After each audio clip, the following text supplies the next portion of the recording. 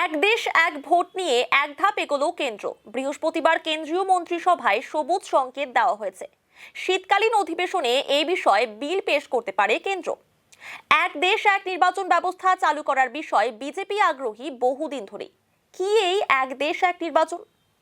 এই নিয়ম কার্যকর হলে সারা দেশে একসঙ্গে লোকসভা বিধানসভা নির্বাচন হবে। এতে নির্বাচনের পেছনে যে বড় অঙ্কের টাকা খরচ হয় তা অনেকটা কমে যাবে। এছাড়াও নির্বাচনের আগে আদর্শ আচরণবিধির জন্য বারে বারে সরকারের উন্নয়নমূলক কাজ আটকে থাকবে না। এমনকি সরকারি কর্মীদের ওপর ভোটার তালিকা তৈরি ও এই প্রক্রিয়ার নানা কাজকর্মের চাপ কমবে। এক দেশ এক নির্বাচন ব্যবস্থা কতটা বাস্তবসম্মত তা জানতে একটি কমিটি গঠন করা হয়েছিল। সেই কমিটির নেতৃত্বে ছিলেন প্রাক্তন রাষ্ট্রপতি রামনাথ কোবিন্দ। গত মার্চ মাসে কোবিন্দের নেতৃত্বাধীন কমিটি রাষ্ট্রপতি ভবনে গিয়ে দ্রৌপদী মুর্মুর কাছে একটি রিপোর্ট জমা দেয়। সেই রিপোর্টে একসঙ্গে বেশ কয়েকটি দফায় লোকসভা এবং বিধানসভা ভোট করানোর প্রস্তাব দেওয়া হয়েছে। পাশাপাশি পঞ্চায়েত এবং পুরসভা ভোটের মতো আঞ্চলিক নির্বাচনগুলি একই সময় করানোর কথা বলা হয়।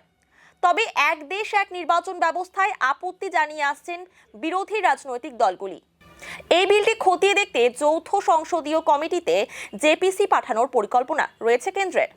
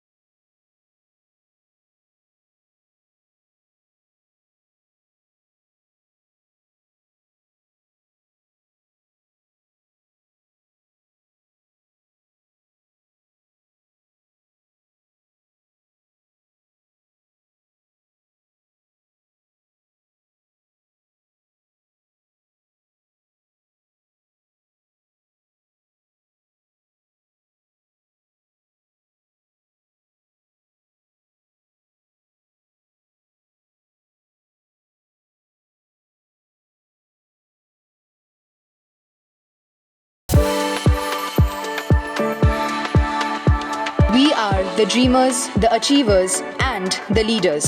Come, join us today.